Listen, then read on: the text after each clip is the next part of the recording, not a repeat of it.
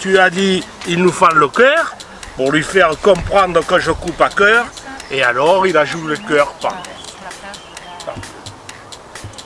Et si on ne peut plus tricher avec ses amis, ce n'est plus la peine de jouer aux cartes. Mais la marine française te dit merde. Ça, là, voilà, celle-là, oui. Là, elle est restée. Ce n'est pas notre cocu, ce n'est pas de ta faute. Et puis tout le monde le sait. Et mais Monsieur Brun ne le savait pas. C'est lui qui me l'a dit. Il y avait des expressions, il y en a encore, mais elles se perdent. Eh oui. Naturellement, il se garde tout son chagrin sur l'estomac.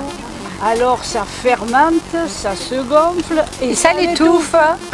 Escartefigue. Au fond, voyez-vous, le chagrin, c'est comme le ver solitaire. Le tout, c'est de le faire sortir. Bravo.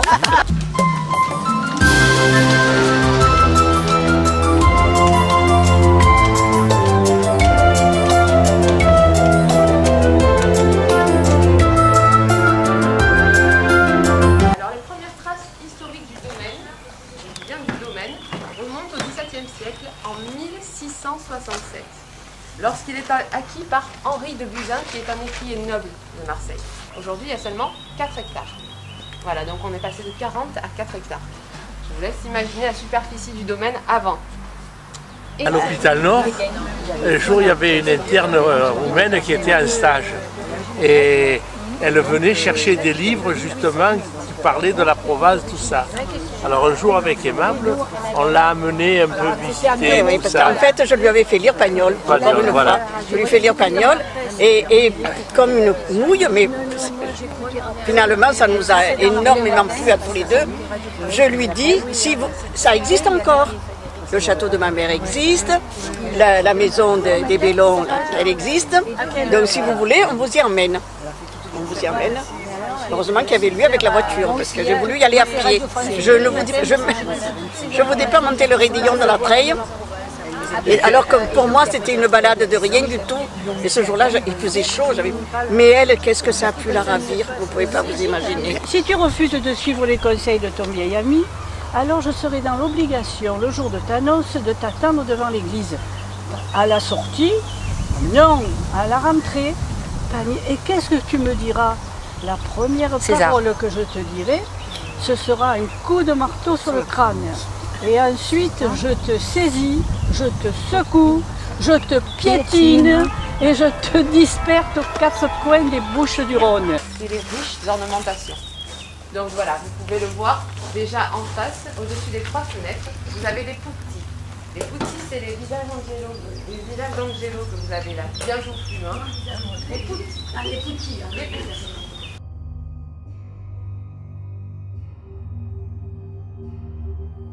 Chaque façade représente réellement une époque.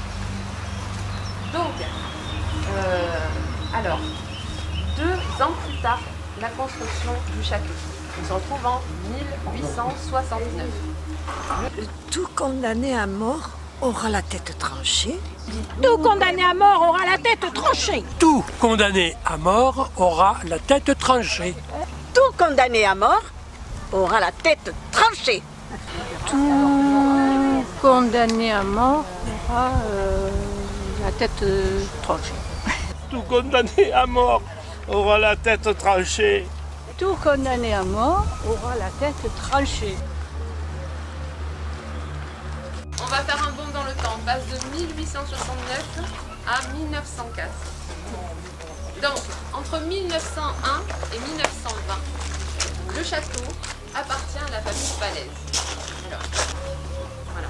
Donc cette aile a été rajoutée spécialement pour loger tous les invités. Honoré, si tu es un homme, dis-moi tout de suite et devant tout le monde que je suis un menteur. Mais naturellement que je te prends pour un menteur. Ah ben, dans ce cas, c'est tout différent. Voilà. Là, c'est honoré au féminin, hein.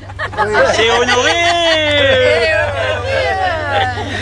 Sur cette façade, donc c'est la façade ouest, hein, c'est toujours l'aile qui a été rajoutée, qui n'était pas là à l'origine.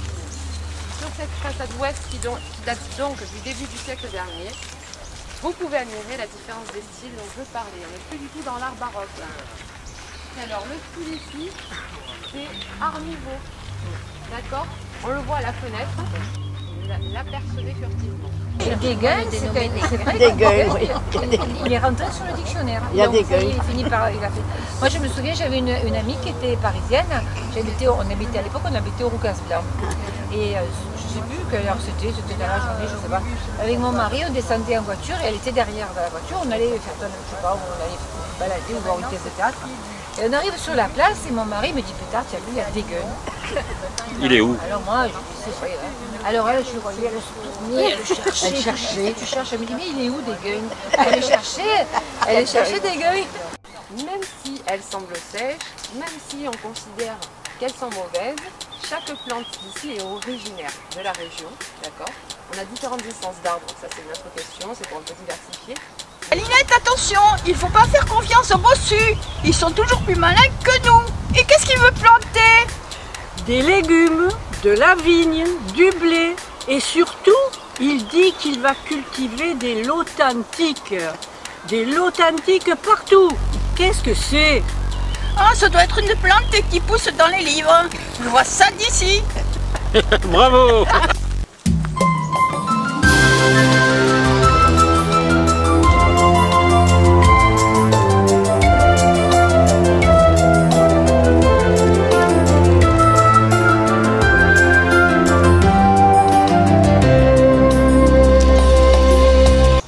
L'emplacement de la porte noire, qui avait été détruite par Marcel Pagnol dans les années 40, l'emplacement de la porte noire se trouve maintenant à l'extérieur des terres du château. Et le médecin de famille va dire, écoutez monsieur Pagnol, c'est pas possible, madame Augustine, là elle va pas tenir, Marseille c'est trop pollué, on est en 1904. Marseille c'est trop pollué, il faut absolument qu'elle aille respirer le bon air des collines. Vous l'amenez dans un petit village qui ne tiendrait pas un mois à Marseille. Parce que la question pollution, je pense qu'on a dépassé tous les records. Enfin, néanmoins, à l'époque déjà, le médecin de famille dit il faut absolument que vous alliez respirer le bon air des collines. Donc, on organise des vacances. Marcel Pagnol, il a 9 ans déjà. Il n'est jamais parti en vacances. Traversez les domaines. Vous prenez un petit carnet et vous me notez, comme vous avez fait pendant notre traversée, là, vous me notez tout ce qui ne va pas. Moi, le lundi, je prends le carnet, je le recopie, je rajoute mes fautes parce que sinon ils vont bien voir que c'est pas moi. Et dans un an, j'ai une promotion. Vous ne voudriez quand même pas me faire passer à côté de ça, monsieur Pagnol. Au final, sous l'insistance de tout le monde, Joseph accepte la quête. Mais il ne s'en servira que certaines fois. Ils vont commencer à traverser les domaines. Le premier château, Saint-Antoine, ensuite la Reynarde, le château Régis et enfin le château de la Visée. Ça se passe plus ou moins bien selon les domaines. En général, il passe discrètement. Le château Saint-Antoine, le tout premier, il appartient à un noble colonel.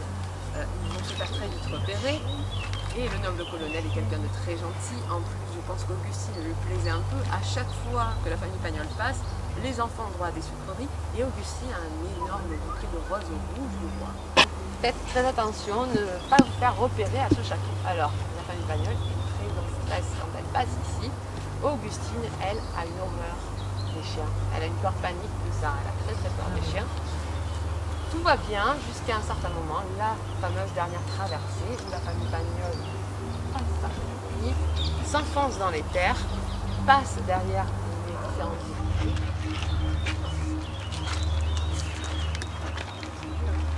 Je suis arrivée à Marseille, j'avais 10 ans.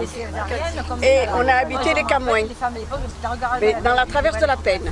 C'était l'avant-dernière maison des Camouins. Ce qui fait que j'étais un peu en hauteur. Et de la petite traviole où j'étais, on avait plein de champs, plein de musique.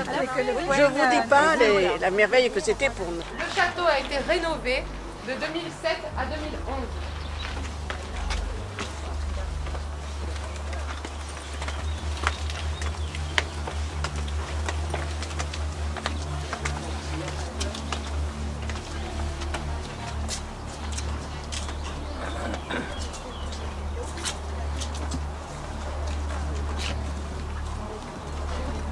La ville de Marseille, quand elle décide de rénover le château, elle décide de respecter les dernières volontés de Marcel Pagnol, qui veut faire du château de la Lusine un lieu de culture accessible à tous.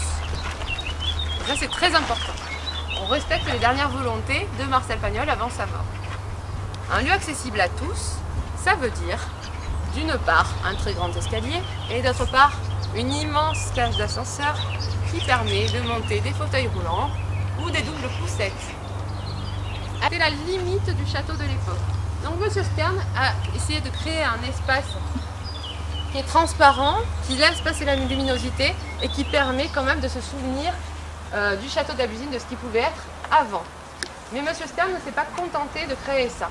M. Stern, sur son cahier des charges, il avait aussi l'ajout d'une salle de cinéma. Et alors là, pour le coup, pour ne pas dénaturer le château, et qu'on soit un cinéma juste à côté, la salle de cinéma, vous êtes dessus. Elle est là. Cet espace qu'il a créé n'existait pas, mais il l'a mis à hauteur du château. Cet espace qu'il a créé, ça s'appelle Vertugadin.